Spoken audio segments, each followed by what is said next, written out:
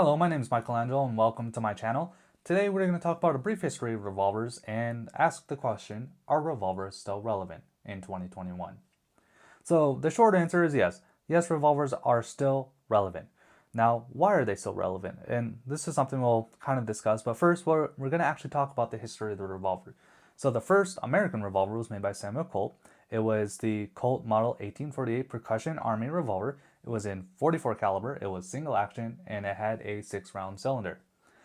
Now, with that being said, the first revolver did not have the features that are in this revolver, i.e. meaning the swing out portion right here.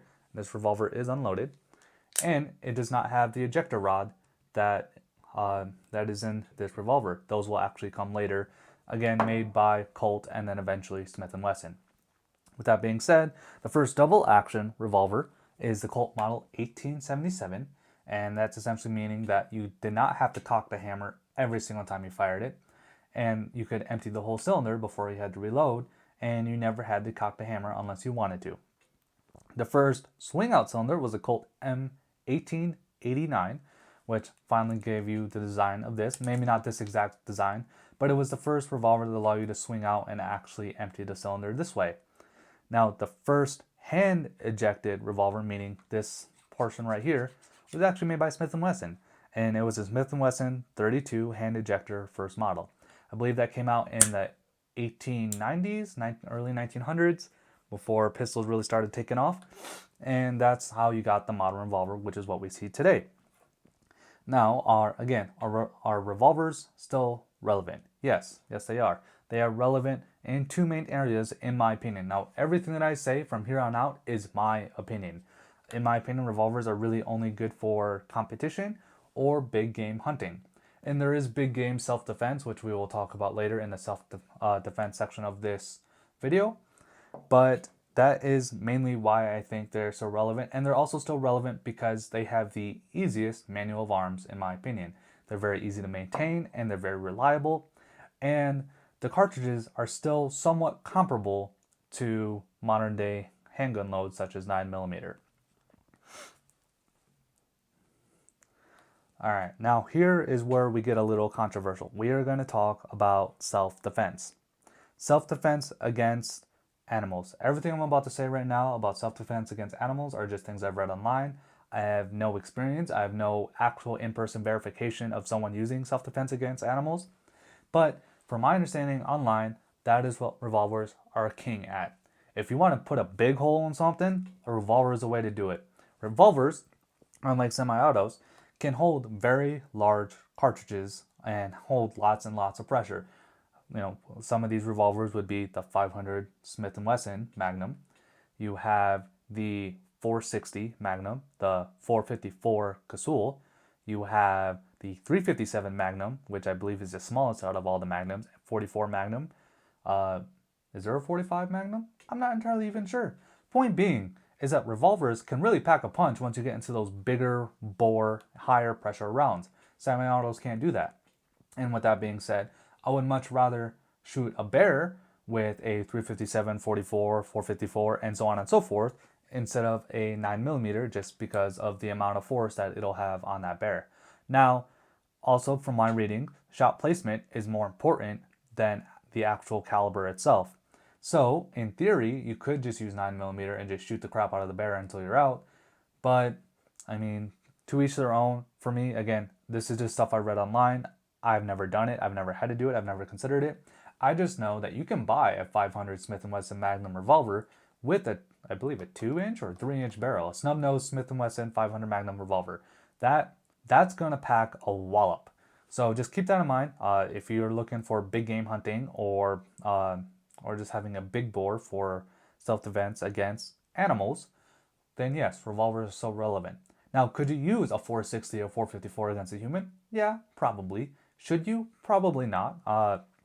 There is such thing as excessive, and in my opinion, that would be a little excessive against a human, seeing how those are designed to kill bears and other bigger animals. But again, at the end of the day, this is just an opinion, and what you carry is your preference. Now, revolvers against humans. This is where I'm probably going to get the most divisive, because in my opinion, revolvers are not relevant against humans unless they fill certain niches. Now, this is a disclaimer. If you are comfortable with a revolver, carry a revolver. If you can reload a revolver just as fast as someone can reload a semi-auto, carry a revolver. If you are more accurate with a revolver, carry a revolver. If you just like revolvers and you're more confident with a revolver, please carry a revolver. I'm not saying that you shouldn't carry a revolver. I'm just saying, in my opinion, carrying a revolver is the less efficient choice. That's the keyword there, efficient. On paper, revolvers are a less efficient choice. Unless you want to save weight, or in this case, pocket carry. In my opinion, revolvers are superior in pocket carry, and we will talk about that. So, what are revolvers so good for? Again, pocket carry. Personally, I would rather carry a 38 Special over a 380 ACP, because 38 Special is more similar to 9mm than 380 ACP is, in my opinion. And then also, if you want to power carry, which is what I was talking about earlier in self-defense, if you want to carry a 357, a 44, a 454, a 460, a 500 Smith & Wesson, you can carry that. Again, I personally wouldn't recommend you do that if you plan on using that against humans, but you could carry it if you so choose. This is America. We do what we please. Now, why don't I think revolvers are so relevant when it comes to comparable revolvers? Meaning, we'll take a 357 Magnum 4-inch barrel comparison to a 9mm compact firearm. It's mainly because of capacity. Even full-size revolvers, unless you're getting into the smaller calibers, 38, 32, 22, you're still only getting about 6 to 8 rounds in a cylinder in a fairly large firearm. Whereas this firearm would be of equal size. This one carries 15+1 in 9mm, or I believe it's 13+1 in 40. And if this was in 45, it'd probably be about 8+1, which, if we're comparing 45 to 357 and talking about round capacity, this would be a lot more comparable, but we're not. 9mm, or the Wonder 9, is the most popular handgun cartridge in America, and after that is 38 or 357 when it comes to revolvers. And then on top of that, out of a 4-inch barrel, and keep in mind this was a quick Google search. I didn't do a deep dive like Paul Harrell does in muzzle velocities, but at least with a quick Google search, 38 Special has a lower muzzle velocity than 9mm out of a 4-inch barrel. 357 has a higher muzzle velocity than 9mm out of a 4-inch barrel, but again, you have capacity.